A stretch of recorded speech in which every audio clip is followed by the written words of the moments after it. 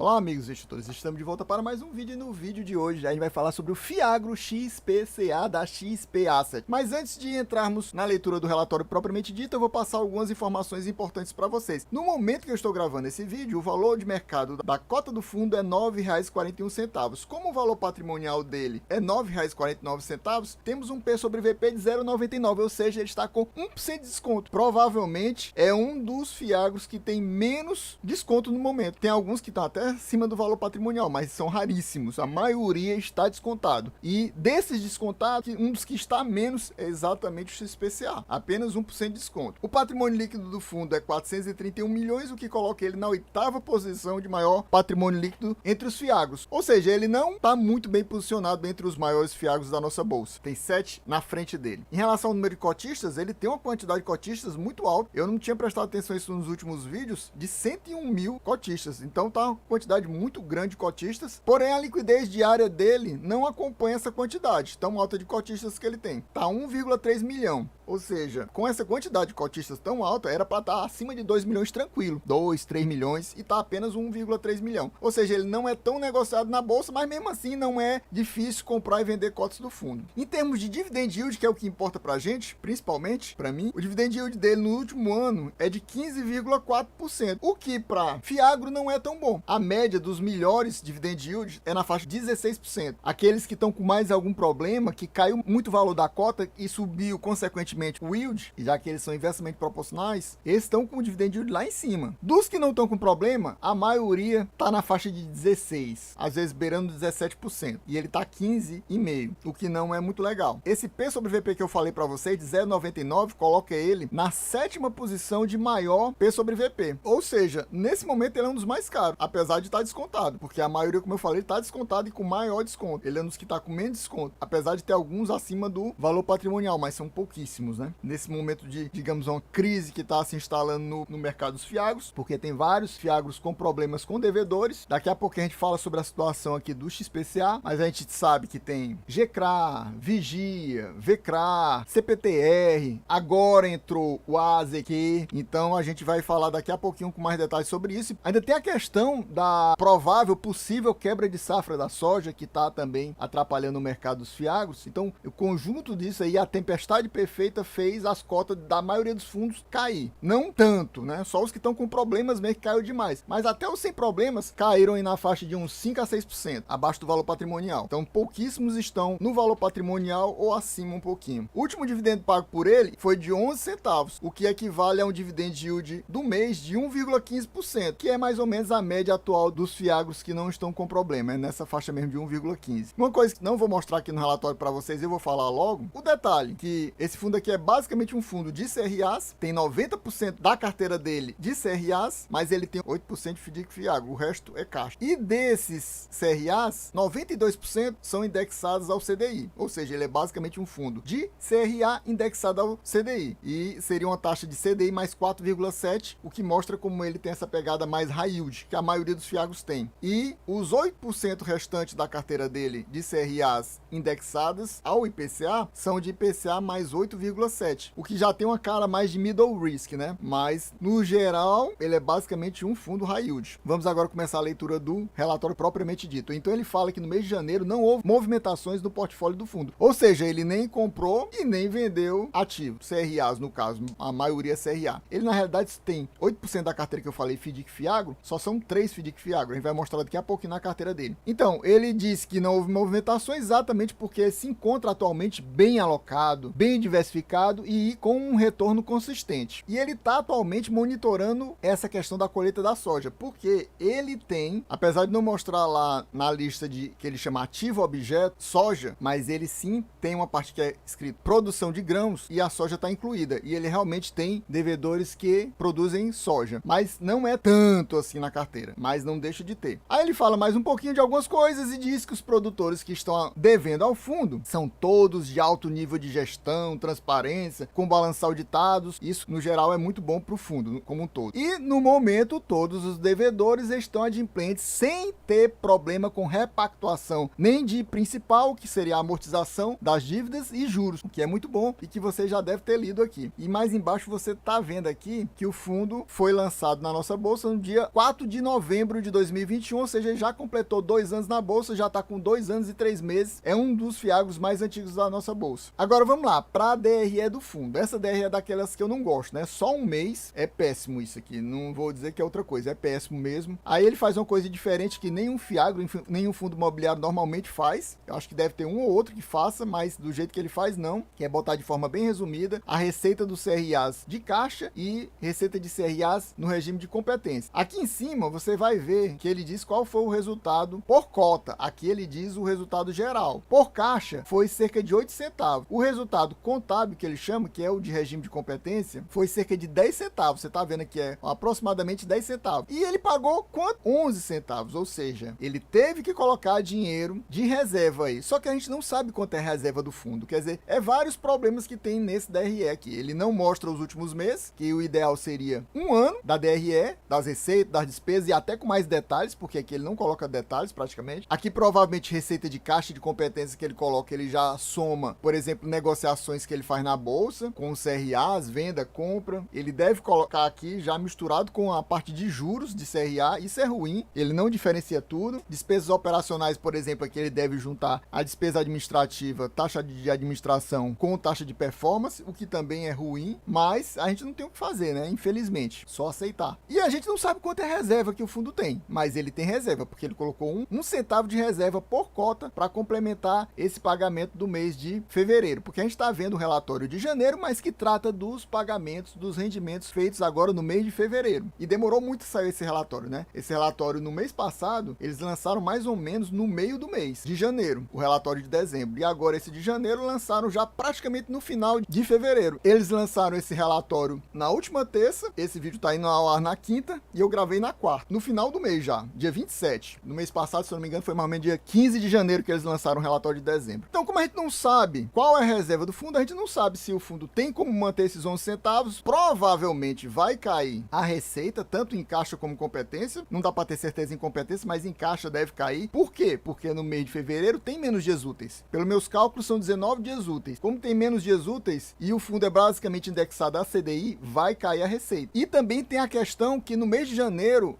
teve mais uma queda de meio ponto percentual na Selic, que afeta o CDI. Então, conjunto de duas coisas ruins acontecendo no mesmo mês deve prejudicar as receitas do mês de fevereiro, que vai afetar os pagamentos a serem feitos em março. Como a gente não sabe se ele tem ou não tem reserva, se ele está com zero de reserva, se ele tem 2, 3, 4 centavos, então não tem a mínima ideia se ele vai conseguir manter esses 11 centavos. Mas eu creio que não. Eu creio que vai cair. Até porque tem outro detalhe que eu vou mostrar daqui a pouquinho para você. Mas antes disso, meus amigos, coloque aqui nos comentários. Você possui XPCA na sua carteira? Tá pensando em aumentar a sua posição? Que outro fiago você possui na sua carteira? Coloque aqui nos comentários pra gente trocar essa informação, trocar figurinhas. Você diz quais são os seus fiagos e eu digo quais são os meus. E se você não é inscrito, meu amigo, não perca mais seu tempo. Se inscreva agora. Agorinha mesmo, deixa aquele likezão que é muito importante pra gente bater a meta de views desse vídeo pra trazer novamente no mês que vem a leitura do relatório do mês de fevereiro, que vai provavelmente sair só no final do mês de março. E não esqueça, ative o sininho para receber as notificações dos próximos vídeos o mais rápido possível e assistir assim que sair, porque isso também melhora o engajamento e ajuda a gente a bater a nossa meta, que em fiagros agora é 300 views. Esse vídeo tem que bater 300 views nos próximos 30 dias para eu trazer um próximo relatório dele. Se por acaso ele não bater essa média de 300 views, a gente vai dar uma congelada nele, digamos assim. Ele vai passar uns 2 meses aí descansando para a gente lançar um próximo relatório, quem sabe do mês de março, abril. Aqui eu trouxe para vocês os últimos pagamentos feitos pelo fundo, ó. Depois que a Selic caiu, a partir de agosto, ele pagou 11 e pagou 12 em dezembro, provavelmente porque ele tinha que fazer aquela distribuição de 95%. 95% dos rendimentos recebidos no semestre. Como ele não disse se tem reserva ou não tem reserva, a gente não tem a mínima noção. Provavelmente foi isso. Ele colocou esse 1 centavo a mais porque tinha que pagar os 95% do semestre. E ele pagou esse 1 a mais por isso. Ó, ele voltou a 11. Mas você vê que até na época que o CDI estava ótimo, ele chegou a pagar 11 centavos também. Agora, nessa época aqui, se eu não me engano, teve uma queda muito grande na cotação do fundo por causa disso. 11 centavos na época que o pessoal estava pagando 13, 14, 15 e ele pagou apenas 11. E a gente já viu que ele não é um dos que tem uns dividend yield mais altos. Ele tem um dividend yield mais ou menos intermediário. Só não é dos mais baixos, porque o pessoal que é mais baixo tá na faixa de entre 13 e 14%, que é aqueles fiagros, digamos que são os mais high grade. Não são high grade propriamente, eles são mais middle risk, até um pouquinho mais high yield, mas entre os fiagros eles têm uma cara mais high grade, que são, por exemplo, o Hura 11, o Snag 11, o KNCA. São esses fiagros aí que tem o BBGO, que são mais high grade, que normalmente pagam menos. Aí eles estão com um dividend yield entre 13,5 e 14 por aí. Pior do que o XPCA, no caso. O XPCA basicamente só ganha deles. E aqui chegamos na carteira do fundo. É aqui que tá o problema. Como assim, Adriano, que aqui tá o problema? Eu fiz umas marcações, começando aqui pelos FDIC, né, aqueles 8% da carteira que eu falei do fundo para vocês. Tem aqui esse OPI Crédito Agrícola, esse FDIC de 5% na carteira do fundo. Tem esse FDIC Terra Magna, que é 2,4% da carteira do fundo. E tem esse FDIC Mave Fiagro, de apenas 0,5% na carteira do fundo. Mas por que você marcou, Adriano, AgroGalaxy Solúbil? Meus amigos, eis a questão. Nos relatórios do mês de janeiro, tanto do CPTR como do AZQ, já saiu o quê? Que tanto a AgroGalaxy como a Solúbil, que eu sempre falo nos relatórios da maioria dos fiagros, elas devem a Deus e o mundo dentro do meio dos fiagros. Vários, mas vários fiagros possuem na sua carteira CRAs da AgroGalaxy ou da Solúbil, ou das duas. Tanto o CPTR como a AZQ, como a gente está vendo aqui, o XPCA possuem na sua carteira tanto a AgroGalaxy como Solúbil. E lá no CPTR e no AZQ, tanto a Solúbil como a AgroGalaxy fizeram acordos de waivers, né? Para quem não sabe, waivers é tipo uma prorrogação de dívida,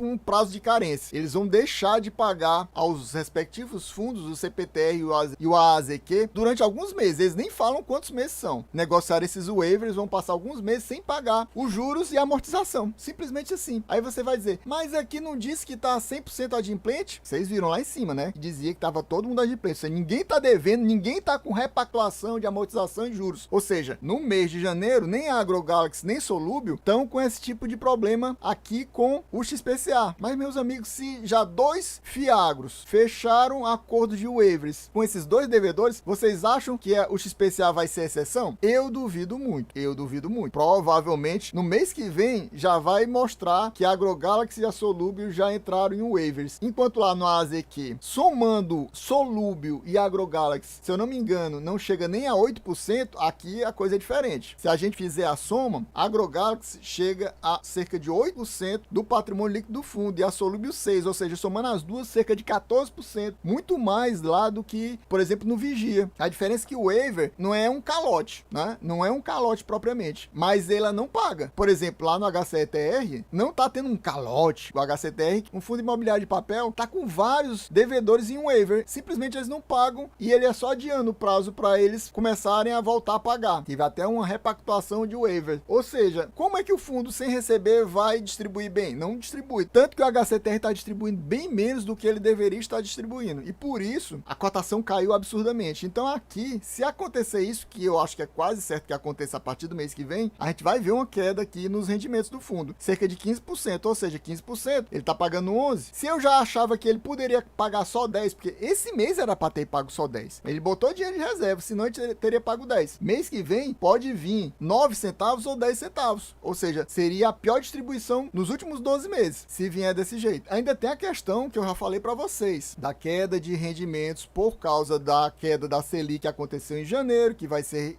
refletir agora dos recebimentos do fundo em fevereiro e fora a quantidade de dias úteis menor. Então combina tudo isso. Se tiver waivers para esses dois aqui, pode ser que o fundo me venha com 8 ou 9 centavos. A gente só não pode ter uma certeza porque ele pode ter reserva. Ele pode ter uns 4, 5 centavos em reserva e aproveitar e colocar esses reservas para não ter esse impacto tão grande na distribuição de rendimentos e ele, consequentemente, perder muitos cotistas e cair muito a cotação. Tem esse detalhe também. A gente só vai ter uma ideia melhor no próximo mês. No próximo mês, como ele faz aquele, mostra quanto foi o resultado no regime de caixa, no regime de competência, a gente vai ver quanto foi que ele inseriu de reserva, para a gente saber se realmente teve a queda ou não. E vamos ver também no relatório se ele vai citar que também fez acordo de waiver com essas duas aqui, porque aí não vai ter como segurar muito o rendimento, não. Eu acho que se fizer waiver com AgroGalaxy Solúbil, fora aqueles problemas que eu falei, não tem como ele pagar mais do que 10 centavos, provavelmente. Ele provavelmente vai colocar reserva para completar 10 centavos. É quase certo que aconteça isso, mas a gente não dá para ter uma certeza, né? Porque a gente tem vários dados que não são mostrados claramente pra gente. Mas então você se liga que o problema tá aí. A sombra do problema tá aí. Bora lá. E fora isso, o que é que eu marquei mais aqui de interessante para vocês verem? Como eu falei para vocês, o fundo é basicamente um fundo indexado a CDI, mas ele tem algumas coisinhas em IPCA. Eu marquei para vocês as coisas de IPCA que ele tem. Tá aqui, ele tem essa Agrocrestane, IPCA mais 9, tem essa AVB, IPCA mais 7, isso aqui tá com mais cara de middle risk. A BRF, não, aqui já é quase high grade mesmo, IPCA mais 6,48, pouquinho acima da NTNB, e também aqui a Marfrig, exatamente porque são empresas maiores, né? Normalmente isso aqui tem hate, apesar daqui ele não se importar muito em dizer se tem hate ou não tem, então por isso eles pagam taxas mais baixas. Então é isso, pessoal, fica aí esse ponto de atenção para vocês. Totalizando tudo que o fundo tem, 425 milhões. Ele tem um pouquinho de dinheiro em caixa, provavelmente aqueles cerca de 6 milhões para completar o patrimônio líquido, 431 milhões. Pessoal, então a gente vai ficando por aqui, espero que vocês tenham gostado. Quem gostou já sabe, se não for inscrito, meu amigo, se inscreva agora, agorinha mesmo, deixa aquele likezão, ativa o sininho para receber as notificações dos próximos vídeos. Assim que sair você assiste para aumentar o engajamento e o YouTube distribui para mais pessoas e assim a gente conseguir bater a meta de 300 views para trazer no próximo mês essas novidades aqui do relatório do mês de fevereiro, que só deve sair lá pro final do mês de março. É isso aí, valeu, até a próxima e fui!